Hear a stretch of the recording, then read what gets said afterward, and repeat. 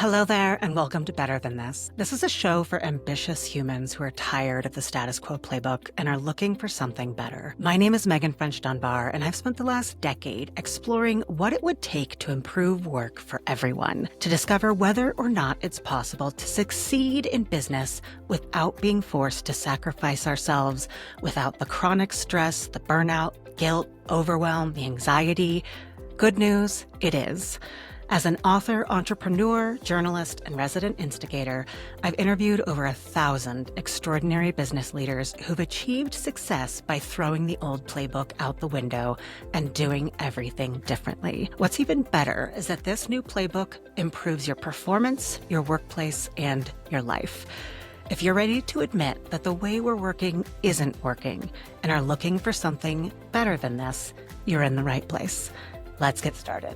Today's episode is inspired by a recent conversation I had with my, quote, mentee, and I put her mentee title in quotation marks here because she's really just someone that I adore who asked me to be her mentor, and I was like, I guess we can do that, but really I just adore you and we bring value to each other, so let's meet on a regular basis in a mutual appreciation society where we talk anything we want to. One of her questions recently, she asked me how I overcame my fear of failure, especially doing things like launching a magazine and public speaking and, all of the things that I've kind of put out that are in a more of a public facing way.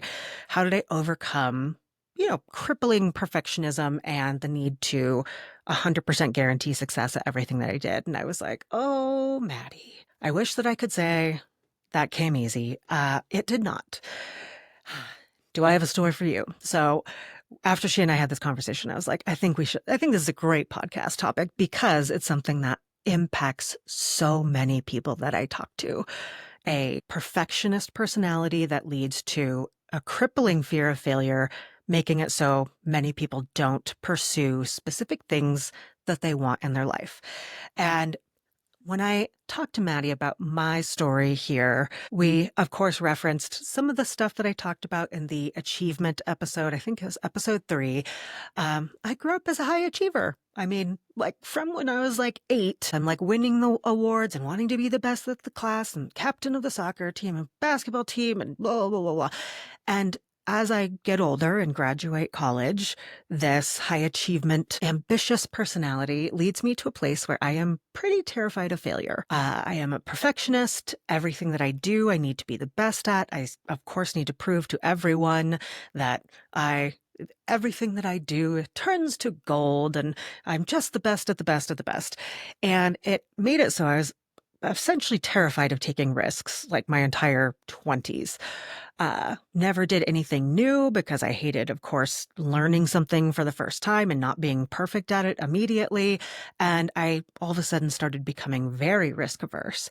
So this changes at the end of my 20s in a number of ways that we'll talk a little bit about today. But one of the key ones is when I have the idea with my co-founder to launch a business magazine about conscious and sustainable business, we have to, in order to get this thing off the ground, launch a crowdfunding campaign. So we literally set up in my backyard. We make our little video explaining why the world needs this incredible business magazine to celebrate the founders and leaders of businesses that are actually making the world a better place.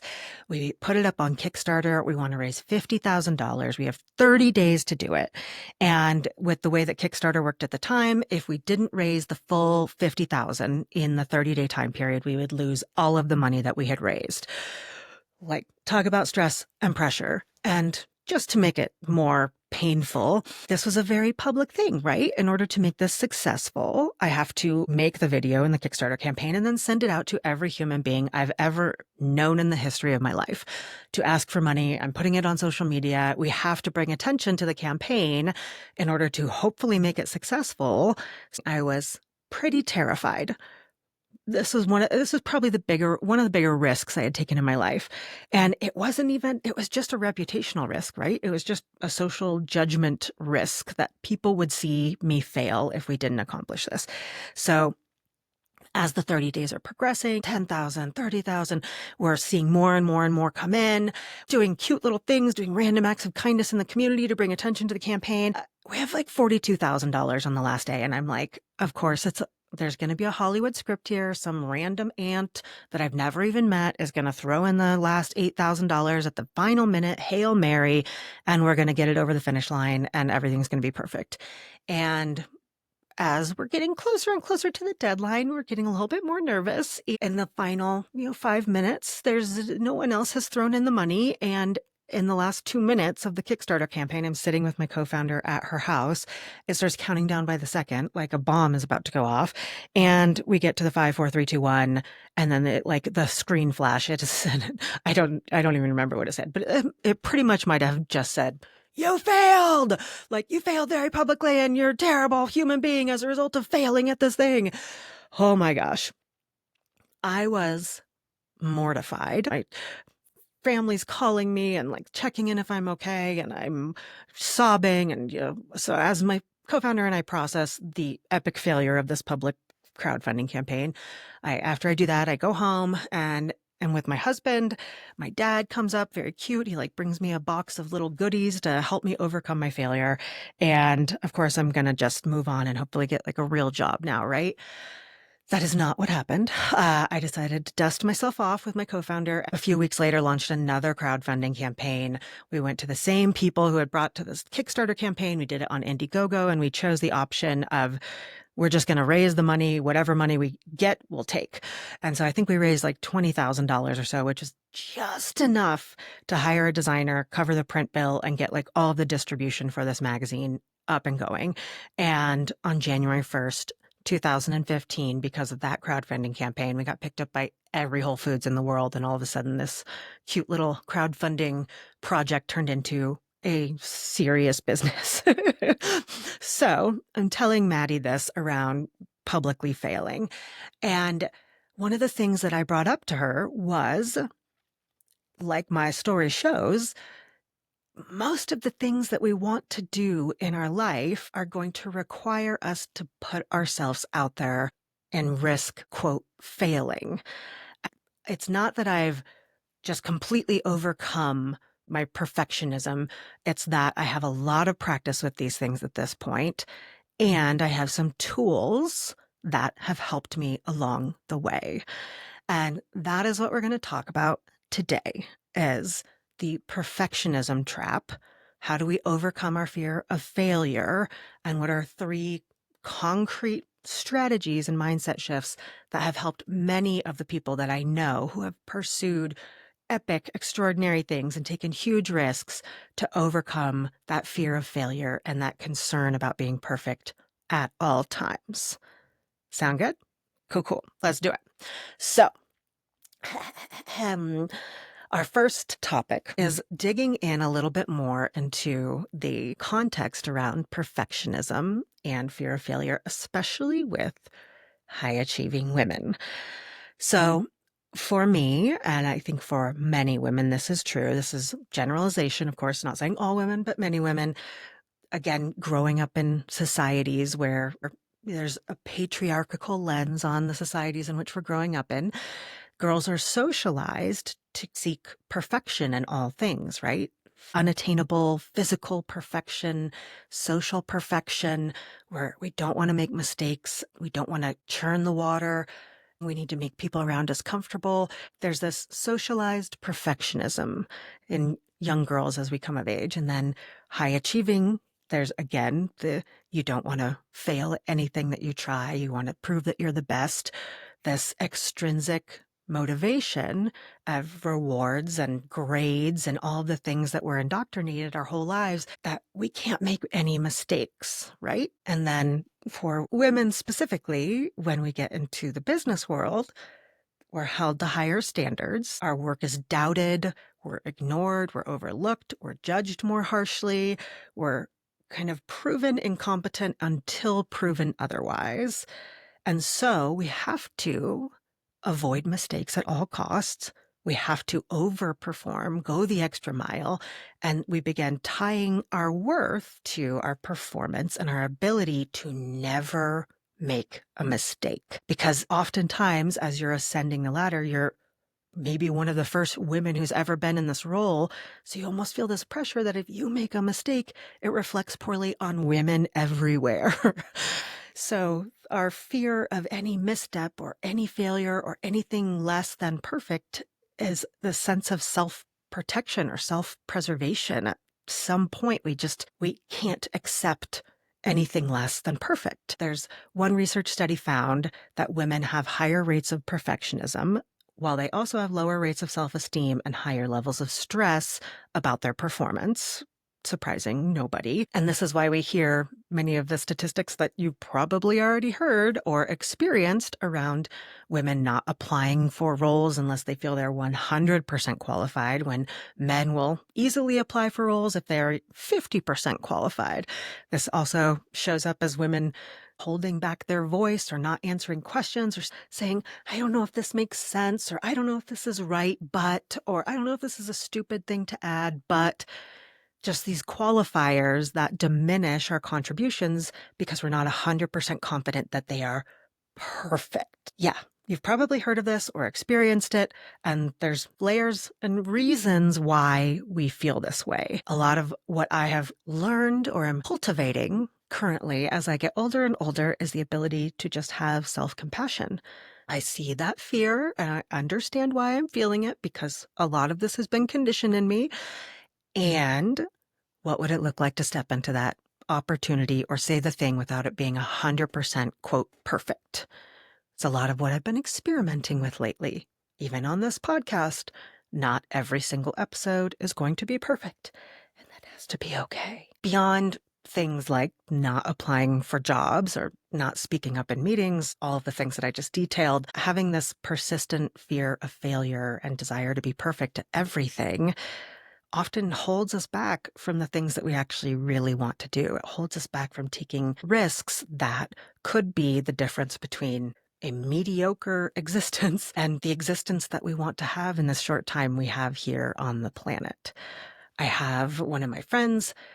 We were talking a few years ago, and she lives in a small community, and she had talked to me about this business idea that she had.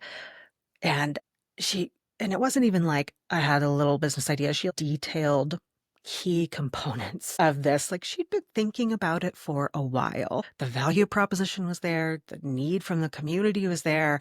It's like, damn, like this like seems like something you're really passionate about. And she's like, I really am. I don't know. And I said, well, what's holding you back? And she said, risk intolerance. And I was like, well, like I have been there. I've done it. Like, let me tell you. And she's like, no, like I don't have any risk intolerance. I can't do this.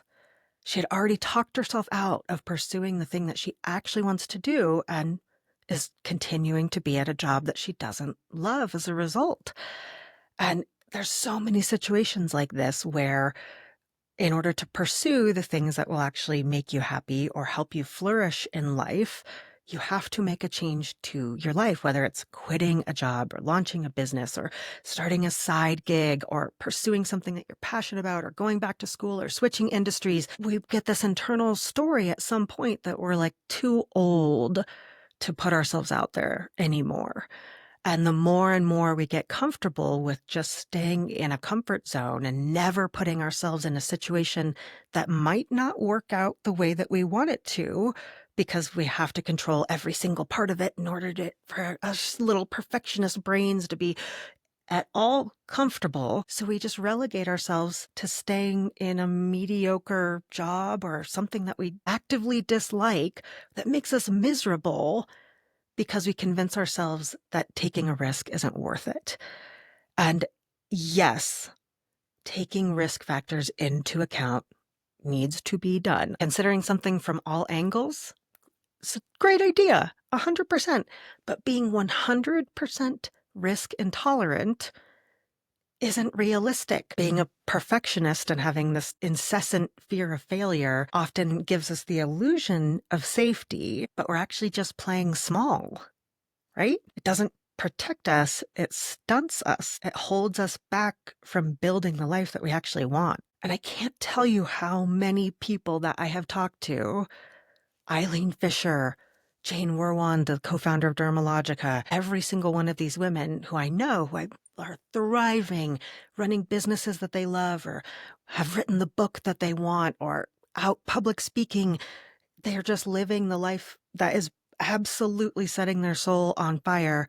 There is not one of them who didn't have to put themselves out there and risk failing, not once, but multiple times. So becoming comfortable with failure and becoming comfortable with things not being perfect is, in fact, a key tool for you to be able to flourish as a human being. To illustrate this point, we're going to hear one of my favorite entrepreneurial stories coming from Erin Wade. I did get a job working for a large corporate firm making a shitload of money defending America's largest companies from lawsuits. So I really hated it and I was miserable. Your time is measured by the minute. It is billed to the client every 6 minutes, and your success is defined honestly not so much by the outcome for the client as much as how much you bill to the client and for the company. And it's just a really demoralizing way to live. I think it just felt like being on a hamster wheel to nowhere. So not surprisingly, I was not great at it. Every time a partner would ask me to like work late or stay on a weekend, I was like, oh, hell no. I was like the last person to raise my hand. And at some point they were like, this is a recession. Like we could hire anyone we want to do this, to be making a lot of money. So I got let go. It was a real awakening because I had always been a big overachiever and had like never failed so spectacularly, honestly, like where, I was fired like literally because I didn't care. That's a pretty bad feeling reason to get fired. I sort of like thought about where I wanted to go. And I had never let go of that love of restaurants. And I honestly had thought I'd just be a lawyer for a decade and make enough money and open one day. I was like, what am I doing? I don't have kids. I don't have a house. I don't have anything to lose here. Like, why not take a risk and open a restaurant that I had sort of dreamed of opening. I feel so grateful because even though I went into business out of a love of food, the thing I actually fell in love with was business itself. At the end of the day, I think a lot of that drive to do good in the world that had led me to becoming an attorney, I felt like I could do so much more of that in business than I ever could as a lawyer. I think by creating the company you want to create, you create the world you want to create. It's a little microcosm of whatever your values are and whatever values you want to see in the world. And so, yeah, I found tremendous meaning and joy in that. As Erin illustrated here, if she had let her fear of failure stand in the way of launching her dream restaurant, she'd probably still be toiling away as a partner, some gigantic corporate law firm with the golden handcuffs on, and probably have a decent amount of money, but be fairly miserable in her life. This is the story of so many people that I have talked to, and why it's so critical to overcome this incessant need to be perfect at everything and control everything and be terrified of failure. So we're going to get into 3 specific mindset shifts and practices for you to be able to work yourself beyond any sort of risk aversion, fear of failure, perfectionism, and hopefully begin building the capacity to put yourself out there a little bit more. And as I mentioned at the top, when my mentee, Maddie, asked me, how did I overcome my fear of failure? Like, how am I just totally comfortable putting myself out there? I was like, I'm still not. But I have specific mindset shifts and tools that I've used, and that's what we're going to talk about today. So our first one is normalizing fear and understanding why it's happening and playing it out to its worst case scenario. The neuroscience continues to tell us that our brains perceive social threats and physical threats very similarly. Essentially, our brains can't really tell the difference between the fear of being socially rejected or failing publicly, like my crowdfunding campaign. So we experience that fear in our body of that social threat the same way that we would if we were walking in a crosswalk and saw all of a sudden a car is coming careening at us. That physical sense of fear that we have, our brain has a really hard time differentiating between the two. Once I understood this dynamic, it helped me realize that when I experience fear around failure or not doing something perfectly or something not going according to plan, that it's not a personal failing or a weakness. It's literally my adorable little brain trying to protect me. When we understand the neurological response that's happening in our brain and say, oh, this isn't actually scary. This isn't actually a physical threat. It's just my brain not being able to distinguish between the two things. It helps to kind of normalize the fear. Oftentimes we just feel the fear, and so we shy away from the thing, right? I feel the fear of doing this crowdfunding campaign, so absolutely not, I'm not going to do it. I feel the fear of applying for this job, of quitting my job, of starting a side hustle. All of these things, you feel the instinctive fear that's trying to protect you, and you use that as an excuse to not do the thing. But in this practice, we feel that fear. And once you realize, okay, it's just trying to protect me, but it's actually, it's not a real thing, right? I'm not in harm's way right now. You can work to release it and normalize it as just something that happens and something to move beyond. It's going to happen pretty much every time you try something new. And the more you practice it, the less fear you might feel, but it still comes up. It's just how our brains are working. One of the tools to help normalize this is to play your fear out all the way. So this is Erin Wade talking about how a friend helped her do this. I had a really helpful conversation with a friend of mine, actually, when I was sort of reflecting on whether I should try to keep working as an attorney or open this restaurant. And I was really afraid at the time of like losing all my savings and failing. And she was like, well, Erin, what would you do if that happened? And I was like, well, I guess I'd just be a lawyer again.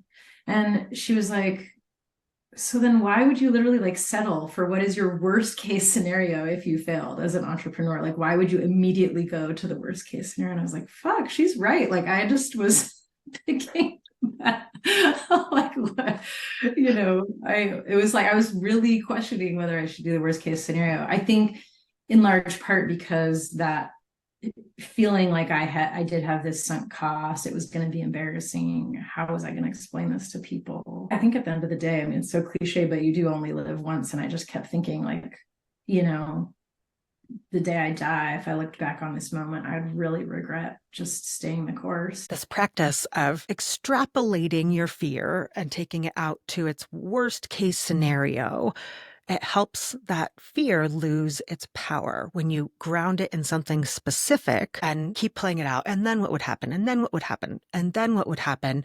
All of a sudden you realize, one, some of the stories that you might be completely making up to rationalize why you're avoiding taking the big risk. Or two, the failure that you're worried about, when you make it specific what you're actually worried about, it loses power because you realize it's really not that big of a deal. This was the tool that I used to help me launch the crowdfunding campaign, because someone asked me, what is the worst case scenario? And I'm like, okay, worst case scenario is literally what happened. We raise a bunch of money publicly in front of my friends and family and everyone I know on social media. And then we fail on the campaign and everyone pities me and sees that I didn't do something. Okay. And so what does that mean? That I'm embarrassed, that like there's no substance to that. Like, okay, so you feel a little embarrassed for a little bit and then you move on. When I actually grounded it, it's not like people were going to take to the internet and be shaming me, or my future employer was going to look at this and be like, ooh, I saw you had a crowdfunding campaign fail in 2014, so I'm not actually going to hire you. Like, it has no material consequence on my life, except for I wasted a few months of my life trying this thing, where if I hadn't tried the crowdfunding campaign and just let this idea go that I was incredibly passionate about, I would have wondered about that for the rest of my life. But I went ahead and did it. We failed. The worst thing that I could imagine came to bear. And okay, it kind of sucked for a few days, and then we figured it out anyway. Like, okay. So playing your fear out all the way to the worst case scenario of what it is that you actually are afraid of. What do you think could happen here? And especially if it's like, I would be embarrassed that's not a good enough reason for you not to do something. So that's practice number one, is normalizing the fear and playing it out to its worst case scenario. Practice number two is really focusing on growth. And this, I'm going to just praise Carol Dweck.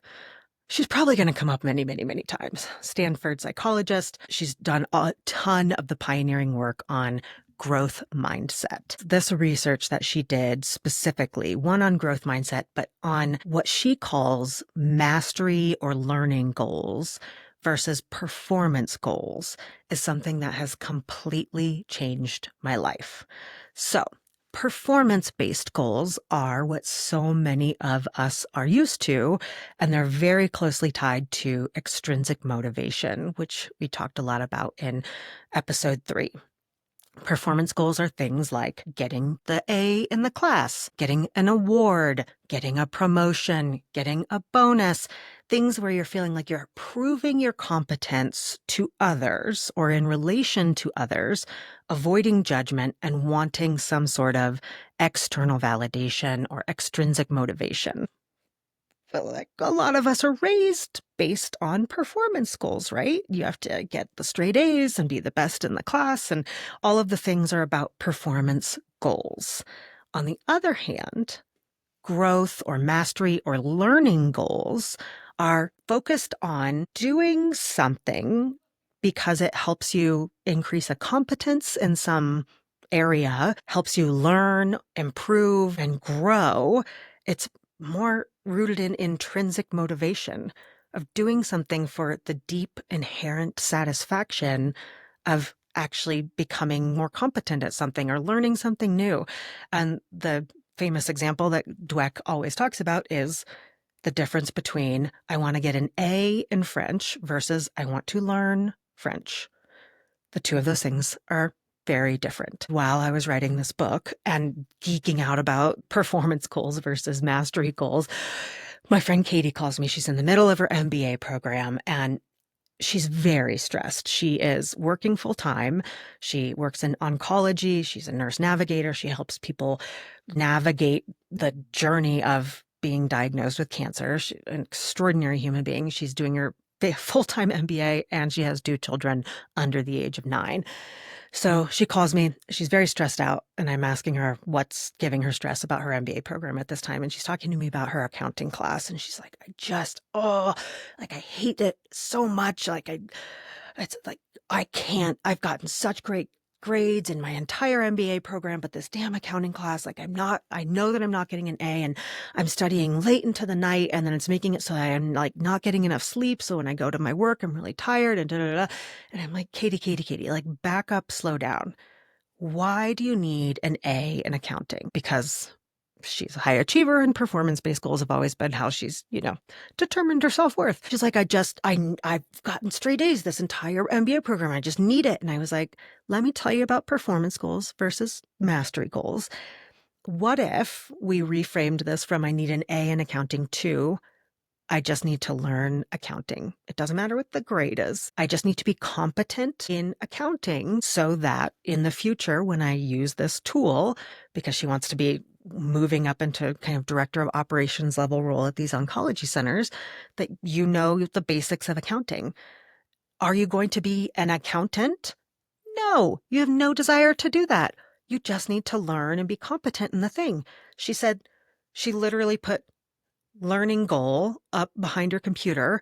And she said it took all of the stress and pressure off of the accounting class.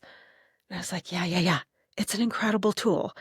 Let's dive in a little bit more about the research on this. One of the things that Carol Dweck found was that people who have performance-based goals, or primarily performance-based goals, tend to have fixed mindsets, believing that they're not really capable of additional growth or development of themselves. They tend to avoid challenging situations. Sound familiar? And they're shown to be less resilient in the face of adversity. They often have a greater fear of failure. Makes sense. On the other hand, Dweck found that people who have learning or mastery-based goals, more often than not, have growth mindsets. They believe that they can get better at things, that they can improve, that there's not some fixed level of intelligence that they're stuck with. They're interested in continual improvement and learning. And as a result, they tend to be more resilient, especially in the face of challenge. They have higher risk tolerance, and they're not as afraid of failure. This is, as Carol Dweck says, she says, in the growth mindset, failure can be a painful experience, but it doesn't define you. It's a problem to be faced, dealt with, and learned from. The other thing exceptional people seem to have is a special talent for converting life's setbacks into future successes. Taking this and distilling it down, the long and the short of it is that the more you put yourself out there and have new experiences, the more you're going to learn, the more you're going to grow. Research continues to show that neuroplasticity and resilience are actually strengthened by doing hard things, by challenging ourselves, by putting ourselves at risk of failure, and even the failure itself. It helps us strengthen our problem-solving skills and our creativity. It helps us grow and learn and develop.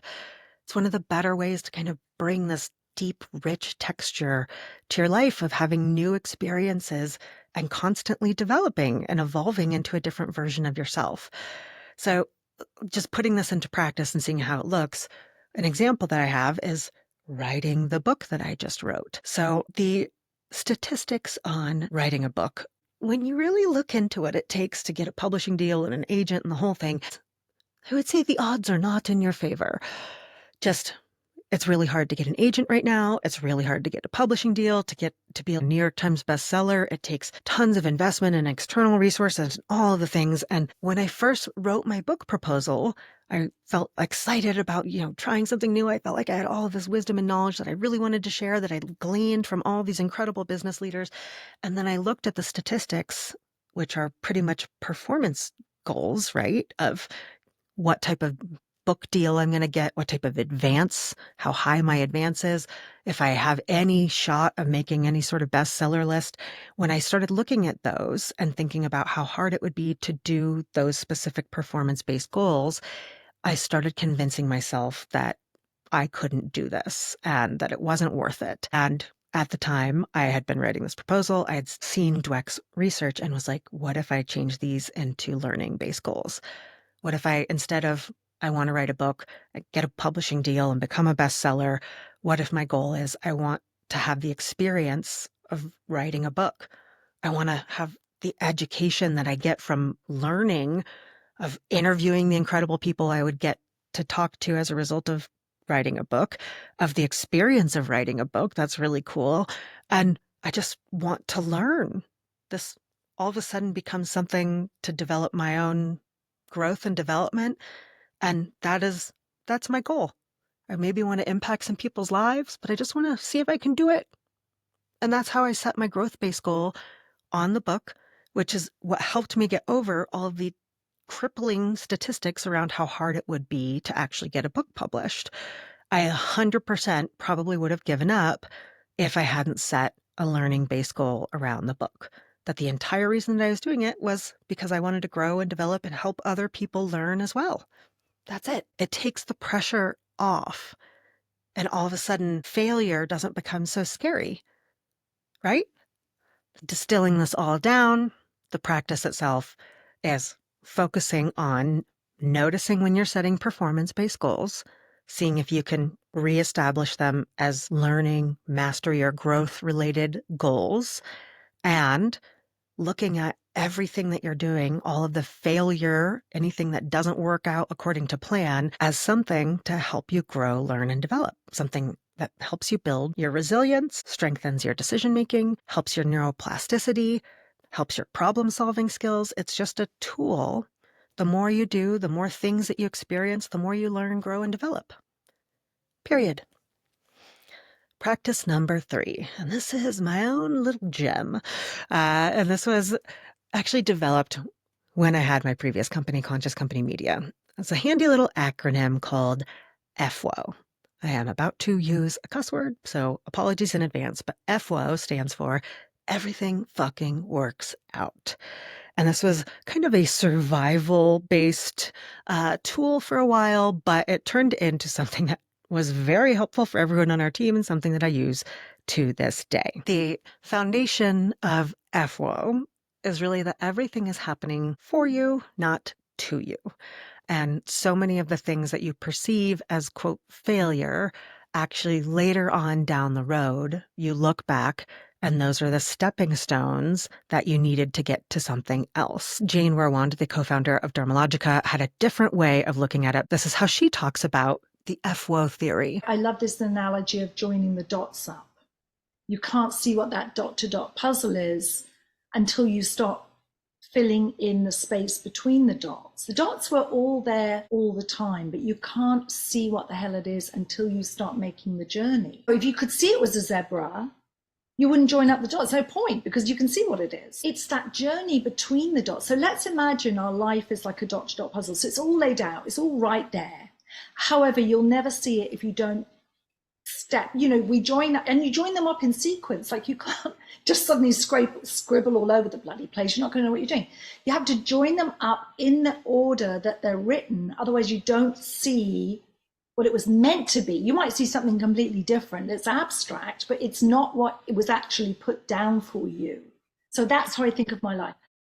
So whether it's stepping stones or dot to dot or however it works best in your brain, the idea is just trusting that every single thing that happens, that even if you didn't want it to turn out that way, you will look back at some point and that thing will have either cleared the space for, or given you enough wisdom, or given you a connection or an insight or something that you need later on down the road in order to do something else.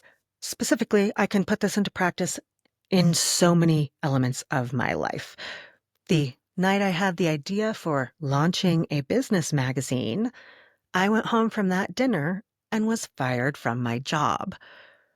It was the only time I'd ever been fired in my entire life. It was via email at 1:00 in the morning. And I, one, was very unfamiliar with failure. I was like, I don't even understand why this is happening. But I immediately saw it then. I was like, wait a second, if I'm being fired right now, maybe this is the universe or the powers that be telling me that I'm supposed to launch this print magazine about sustainable business. That was a, 24-hour turnaround on that one. And that's a extreme example of the FWO theory in practice. But I've also had other ones that have taken much longer for me to understand how it was happening for me and not to me. For example, during COVID, the company that had bought my company, because so much of our revenue and everything was based on in-person events, it just wasn't tenable to keep our organization open. So they closed Conscious Company Media. And about a year afterwards, I had a lot of people who'd been reaching out to me, like, what happened? And I had a handful of investors reach out and say, well, why don't we try to buy it back? And so we put together a bit of a negotiating deal, like, hey, could we buy this back? And for a number of reasons, it just didn't work out. And I was super bummed out for a few months. It felt like everything that I was trying to do kept falling apart around me. And I didn't understand at the time, but about a year after this, I realized that that was a door closing. It had to be closed for me so that I would have the space to have the idea for the book proposal.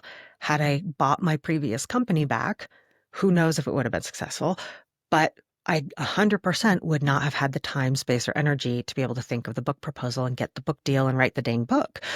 And when I wrote the book, I was like, this is the thing I was supposed to do. I was so on fire and so passionate about it. It felt like I was doing the exact right thing. The failure of not being able to buy my previous company back was 100% happening for me. So no matter that, it definitely feels disappointing in the moment, for sure. There's a lot of things that take time to unfold and understand. Or when I took my book proposal out for the first time, I sent it to a small publisher who I had a friendly introduction to, and I got rejected. And if I hadn't gotten rejected from the smaller publisher, though, I definitely wouldn't have taken the steps that I did to get my agent and reframe my book proposal. And then I got a much larger book deal at the third largest publishing group in the world. Like, there's all these little things that you put yourself out there and you're terrified of failure. And often the failure is going to happen, but it's happening for you. It's giving you wisdom. It's giving you insights. It's giving you a connection. It's 100% closing a door so that another door is going to open later in the future. And the more that my team and I would lean into FWO, it just took the stress and pressure off of things. We'd have like a major advertiser pull out and we'd be like, maybe that's clearing way for us to be able to think of a new revenue line that we need. Every time something disappointing, when someone would call FWO, we'd almost inevitably take the time to sit down and say, what could this mean? Why could this be happening for us? What could we learn here? How could this be inspiring us to look at something from a new perspective? How could this be the catalyst that we need to try something different? And this is one of the tools that has really helped me throughout my career put myself out there a bit more, take more risks, as that it's probably not going to go the way that I expect it to or want it to, because there's so many things that you can't control in life. But however it works out is exactly how it's supposed to work out. It's going to unfold exactly as it's supposed to. There's a quote that I came across at some point in my career that said, whatever is meant for me won't pass me by. And this is the foundation of the FWO theory. Helpful, cute little acronym that has really helped me move beyond my extreme risk aversion that I had earlier in my career to get to the point now where I put myself out there on a regular basis and risk failure quite often. And it's still uncomfortable, but using these particular tools of normalizing fear, playing it out to its worst case scenario, focusing on growth, setting learning and mastery goals, and solid FWO, it's happening for me, not to me. These always help me move beyond my fear of failure. As I wrap this up, I think my question to you would be, if you removed the fear of failure from your life, if it was no longer an obstacle, what are the things that you would pursue?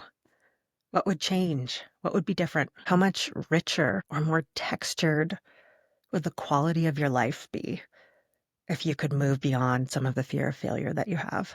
Could you move more toward a place of true flourishing and happiness and contentment? How much more could you grow and evolve? What new experiences might you have?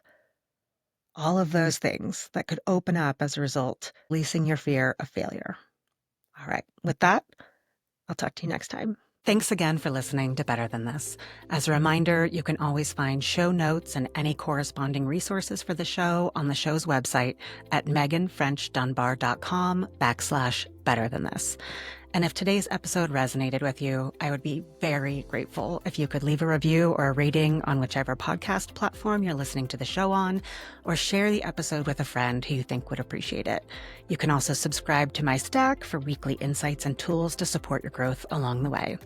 Until next time, keep challenging the status quo so we can, wait for it, build something better than this. Take care.